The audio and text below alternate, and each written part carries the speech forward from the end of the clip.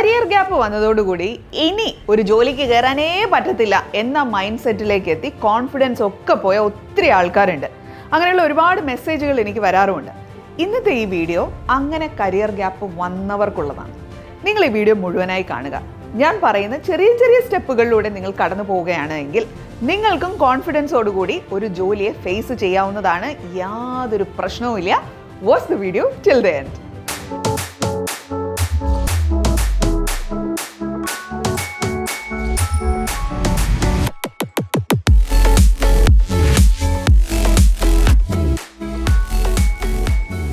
ഈ career gap പ്രശ്നങ്ങൾ ഏറ്റവും കൂടുതൽ പറയാറുള്ളത് സ്ത്രീകളാണ്.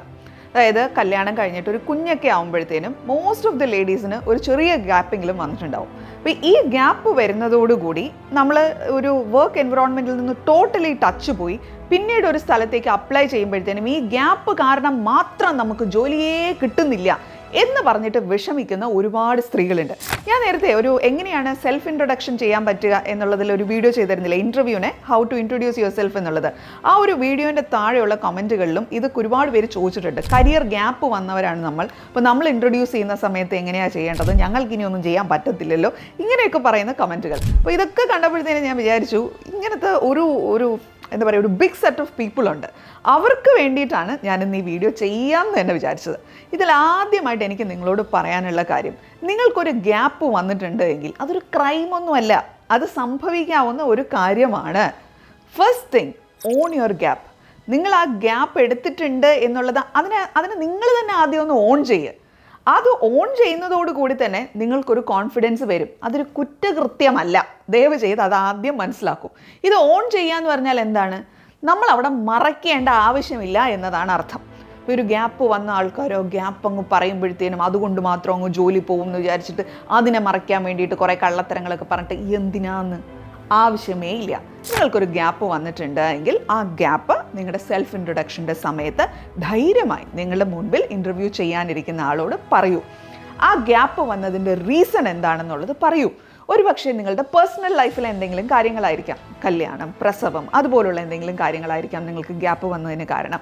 ഇനി അതല്ല എങ്കിൽ ചിലപ്പോൾ നിങ്ങൾ മാനസികമായിട്ട് കുറച്ചൊന്നൊരു ഗ്യാപ്പ് എടുക്കണമെന്ന മൈൻഡ് സെറ്റിലേക്ക് എത്തി അങ്ങനെ ഒരു ഗ്യാപ്പ് അങ്ങ് എടുത്തുപോയി ആയിക്കോട്ടെ. ചിലപ്പോൾ എന്തെങ്കിലും ഒരു കാര്യം പഠിക്കാൻ വേണ്ടിയിട്ട് നിങ്ങളൊരു ഗ്യാപ്പ് എടുത്തു, അങ്ങനെ ആയിരിക്കാം.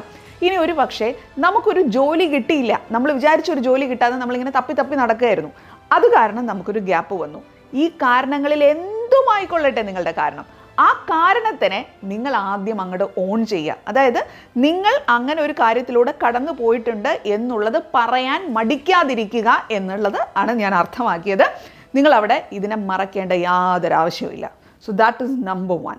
രണ്ടാമത്തെ കാര്യം എന്ന് പറയുന്നത്, നമ്മുടെ ഒരു ഗ്യാപ്പ് വന്നു കഴിയുമ്പോഴത്തേനും കുറേ സ്കിൽ സെറ്റ്സ് ഉണ്ടല്ലോ, അത് ഗ്രൂം ചെയ്യാണ്ട് അങ്ങോട്ട് ഇല്ലാണ്ടായി പോയിട്ടുണ്ടാവും. അപ്പോൾ ഈ സ്കില്ലുകൾ ഗ്രൂം ചെയ്യുക എന്നുള്ളത് ഇമ്പോർട്ടൻ്റ് ആണ്. അതുപോലെ പുതിയതായിട്ട് കാര്യങ്ങൾ പഠിക്കുക എന്നുള്ളതും നമ്മൾ അപ്ഡേറ്റഡ് ആവുക എന്നുള്ളതും പ്രധാനമാണ്. അപ്പോൾ ഒരു ഗ്യാപ്പിന് ശേഷം ഒരു ജോലിയിലേക്ക് പ്രവേശിക്കാൻ നിങ്ങൾ തയ്യാറാകുമ്പോൾ please update your skill sets. അപ്പോൾ ഞാൻ ഒരു കൊല്ലം മുന്നേ അല്ലെങ്കിൽ 2 കൊല്ലം മുമ്പ് ഞാൻ പഠിച്ച് മനസ്സിലാക്കി അല്ലെങ്കിൽ ജോലി ചെയ്ത് വെച്ചിരുന്നത് എന്താണോ അവിടെ തന്നെയാണ് ഞാൻ നിൽക്കുന്നത് എന്ന രീതിയിൽ ചിന്ത പോകരുത്. കാലം ഇങ്ങനെ പടപടാന്ന് മാറിക്കൊണ്ടിരിക്കുകയാണ്. അപ്പോൾ നമ്മൾ എന്ത് ചെയ്യണം? അതിനനുസരിച്ച് നമ്മൾ മൂവ് ചെയ്തുകൊണ്ടേയിരിക്കണം. അപ്പോൾ ഈ പുതിയ കാര്യങ്ങൾ പഠിക്കുക എന്ന് പറയുന്നത് അതിന് വേണ്ടിയിട്ടൊരു കോഴ്സ് കണ്ടുപിടിച്ച് ക്ലാസ്സിലൊക്കെ റെഗുലറായിട്ട് പോയി അതിൻ്റെ ഒന്നും ആവശ്യം ഇന്നത്തെ കാലഘട്ടത്തില്ല. നിങ്ങളുടെ വീടിൻ്റെ സൗകര്യത്തിൽ ഇരുന്നു കൊണ്ട് തന്നെ നിങ്ങൾക്ക് എന്ത് ചെയ്യാൻ പറ്റും? പലതരത്തിലുള്ള കോഴ്സുകൾ നിങ്ങൾക്ക് അറ്റൻഡ് ചെയ്യാൻ പറ്റും. അപ്പോൾ അത് കറക്റ്റായിട്ടുള്ളൊരു കോഴ്സ് എന്താണെന്നുള്ളത് നിങ്ങൾ ഐഡൻറ്റിഫൈ ചെയ്യണം. ഇപ്പോൾ ഓൺലൈനായിട്ട് ചെയ്യാൻ പറ്റുന്ന എന്തോരം കോഴ്സുകളുണ്ട്. ഓൺലൈനായിട്ട് നമുക്ക് ഡിഗ്രി കോഴ്സസ് വരെ എടുക്കാം. നിങ്ങൾക്ക് അറിയാമല്ലോ അല്ലേ? ഓൺലൈനായിട്ട് അണ്ടർ ഗ്രാജുവേഷൻ കോഴ്സസ് പഠിക്കാം, PG കോഴ്സസ് പഠിക്കാം. നിങ്ങൾക്ക് ഈ HR പോലെ അല്ലെങ്കിൽ ഓഫീസ് അഡ്മിനിസ്ട്രേഷൻ പോലെയുള്ള കോഴ്സുകൾ നിങ്ങൾക്ക് ഓൺലൈനായിട്ട് പഠിക്കാം. അത് വിത്ത് ഇൻറ്റേൺഷിപ്പ് പഠിക്കാം. ഇങ്ങനെയുള്ള ഒരുപാട് സൗകര്യങ്ങളുണ്ട്. അപ്പോൾ ഇത്തരത്തിലുള്ള എന്ത് കോഴ്സുകൾ നിങ്ങൾക്ക് പഠിക്കണമെങ്കിൽ നിങ്ങൾക്ക് എപ്പോഴും ശ്രീസ് അക്കാഡമിയെ കോൺടാക്ട് ചെയ്യാം കേട്ടോ. ഞങ്ങൾ ഇത്തരത്തിലുള്ള എന്ത് കാര്യത്തിനും നിങ്ങളെ എപ്പോഴും സപ്പോർട്ട് ചെയ്യുന്നതായിരിക്കും. അപ്പോൾ നിങ്ങൾ എന്ത് തന്നെയായാലും നിങ്ങളുടെ സ്കിൽ അപ്ഡേറ്റ് ചെയ്യുക. ഇനി പൈസ കൊടുത്തിട്ട് നമുക്ക് ഇത്തരത്തിലുള്ളൊരു കോഴ്സ് ചെയ്ത് ഒരു സർട്ടിഫിക്കറ്റ് വാങ്ങാനുള്ളൊരു അവസ്ഥയിലല്ല നമ്മൾ എന്ന് വിചാരിക്കൂ. ഫൈനാൻഷ്യലി നമുക്ക് അത്രയും പൈസ എടുക്കാൻ പറ്റണില്ല. നിങ്ങൾക്ക് യൂട്യൂബിൽ നിന്നും ഒക്കെ എന്തോരം ഫ്രീ കോഴ്സസ് ചെയ്യാം. അപ്പോൾ അങ്ങനെ കാര്യങ്ങൾ പറയുന്ന ആൾക്കാരില്ലേ, അപ്പോൾ അങ്ങനെ പിന്നെ ട്യൂട്ടോറിയൽസ് എന്തോരം അവൈലബിൾ ആണ്. ഇതൊക്കെ ഫ്രീ ആയിട്ട് നമുക്ക് നെറ്റിൽ അവൈലബിൾ ആയിട്ടുള്ള സോഴ്സുകളാണ്. മെനക്കെടണം. അങ്ങനെ മെനക്കെട്ട് കഴിഞ്ഞ് കഴിഞ്ഞാൽ നമുക്ക് നമ്മുടെ സ്കിൽസ് അപ്ഡേറ്റ് ചെയ്യാൻ പറ്റും. അപ്പോൾ രണ്ടാമത്തെ പ്രധാനപ്പെട്ട പോയിന്റ് എന്ന് പറയുന്നത് കരിയർ ഗ്യാപ്പ് വന്നിട്ടുണ്ട് എങ്കിൽ അവിടെ അങ്ങോട്ട് ഇരുന്ന് പോകാതെ നിങ്ങളുടെ സ്കിൽസിനെ കൃത്യമായിട്ട് അപ്ഡേറ്റ് ചെയ്യാം. ഇനി മൂന്നാമത്തെ കാര്യം എന്ന് പറയുന്നത് you have to start small but aim big. Start small എന്ന് പറയുമ്പോൾ നമ്മളൊരു ഗ്യാപ്പ് വന്നിട്ട് ഞാനങ്ങ് കൊമ്പത്തേ കയറി പിടിക്കുള്ളൂ എന്ന് വിചാരിച്ചിരുന്നാൽ ചിലപ്പോൾ വീണ്ടും വീട്ടിലിരുന്ന് പോകും. അപ്പോൾ ചെറിയൊരു സ്റ്റെപ്പ് എടുത്ത് വെക്കുക എന്നുള്ളതാണ് നമ്മൾ ചെയ്യേണ്ടത്. ആ ചെറിയൊരു സ്റ്റെപ്പ് എടുത്ത് വെക്കുന്നിടത്താണ് ഒരു പക്ഷേ നമുക്ക് ഇൻറ്റേൺഷിപ്പ് പോലുള്ള കാര്യങ്ങൾ പ്രയോജനപ്രദമാവുന്നത്.